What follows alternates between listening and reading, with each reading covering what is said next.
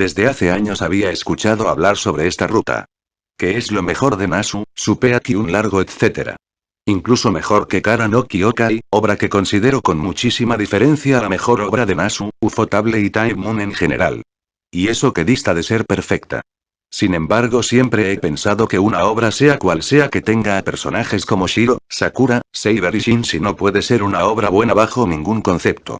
Y a día de hoy no me he equivocado porque esta película no es una excepción. Personalmente esta película fue una completa pérdida de tiempo y me indigné después de verla.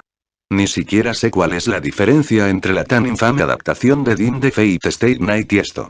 Los personajes siguen siendo la misma basura de siempre. Hay una variedad de razones que hicieron que esta película fuera particularmente frustrante de ver. Para empezar, la película comete el fatal error de dar por hecho que la audiencia sabe de antemano de qué va a ir la película, o dicho de otra manera, da por hecho que la audiencia se ha molestado en leer las novelas. Eso es algo que una serie o película jamás debe hacer. Una película o serie tiene que adaptar una obra para que ésta sea comprensible al 100%. Tiene que explicar de una forma u otra todo el contenido. Sonará a chiste, pero una de las razones por las que no me perdí en la película fue porque vi la adaptación de Dim. Suena a chiste, pero Dim hizo mejor trabajo adaptando esta saga mediocre que propio Ufotable. Los personajes pueden ser basura, la historia mierda, pero no me perdí en los conceptos en ningún momento. Los personajes son igual de malos que siempre. Empezando por Shiro. Es doloroso verlo tan incompetente que es todo el tiempo. La peor parte de la película es que al final de todo no creció como personaje, así que no hay sentido de catarsis, no, sigue siendo el mismo Shiro de mierda. Es moralista en todo, da igual que al que tenga delante sea un asesino, violador, quien sea él seguirá con su cháchara moralista todo el rato de que todos son buenos. Sakura. Otro personaje principal. En mi opinión, el peor personaje de la película. Al principio no me importaba, pero empezó a tener importancia. Ella es el personaje más aburrido y falto de imaginación. Ella es literalmente una clásica colegiala sumisa que no tiene sentido de autonomía ni de independencia. Ella literalmente depende de Shiro y piensa que él es el mejor. Obviamente, Sakura fue hecha para jugar con la audiencia Weibo Otaku. Tiene grandes pechos, es el personaje más sexy de la película mientras es súper inocente, su voz es la voz de colegiala sumisa más estereotipada, y además, llama senpai a Shiro todo el rato y es esencialmente su sirviente. De Saber no sabemos mucho, pero supongo que sigue siendo el mismo personaje lamentable que no es capaz ni de defender sus ideales. El ritmo es horrible y la construcción del mundo es pésima. Los conceptos se introducen demasiado rápido sin una explicación detallada. En la escena de la iglesia, Kire solo da una explicación muy breve y no demasiado detallada de la guerra del Santo Grial. Ni siquiera explica su historia, sus motivos, la mecánica y las relaciones del maestro y el sirviente, qué es un hechizo de comando y cómo funciona, qué es un espíritu heroico, cuáles son las 7 clases, qué es un noble fantasma, etc. ¿Por qué no se explicaron esos conceptos? Porque los directores pensaron que esos 10 minutos se usarían mejor para la pelea entre Lancer y Assassin en un camión lleno de autos. Algunas escenas se eliminaron y otras se cambiaron por completo. Las escenas importantes en las que Shiro es apuñalado por Lancer, después de lo cual Rin viene y lo cura, luego la escena en la que Lancer ataca a Shiro en casa y el momento en el que Saber es convocada se mezclaron en una introducción extraña. No hubo una escena en la que se explicara por qué Shiro y Saber estaban patrullando por la ciudad. Las escenas no siguen fluidamente una tras otra. Cuando Shiro llega a un restaurante chino para reunirse con Kire parece un evento aleatorio porque sí. Shiro ni siquiera pareció sorprendido cuando conoció a Kire allí, lo cual debería, ya que esperaba encontrarse con Rin. Con todo, el ritmo de esta película es un desastre. Si se está haciendo una adaptación, hay que asegurarse de ser preciso y coherente y que los eventos y las relaciones de los personajes sigan una secuencia lógica. Hay una escena especialmente sangrante para mí y es cuando Sakura se presenta en casa de Shiro de la nada. Le dice que voy a cuidar de ti y bla bla bla. Pero, ¿por qué?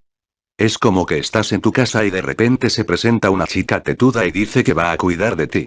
¿Cuál es su motivación? ¿Qué es lo que la guía a hacer lo que hace? No sabemos nada de eso. El personaje no tiene motivación ni por qué de ser. Como he dicho, es un personaje para que los otakus se autoinsierten y crean que tienen a una waifu limpiándoles el culo. ¿Y ese se supone que es el peak de Nasu y su mejor y obra magna? Se podría hacer una comparación entre la relación de Miki y Ishiki. Hay toda una relación temporal que se muestra cómo y dónde se conocen y que va desde que son niños hasta que son adultos. Su relación es miles de veces más interesante y va mucho más allá de ser una sirvienta.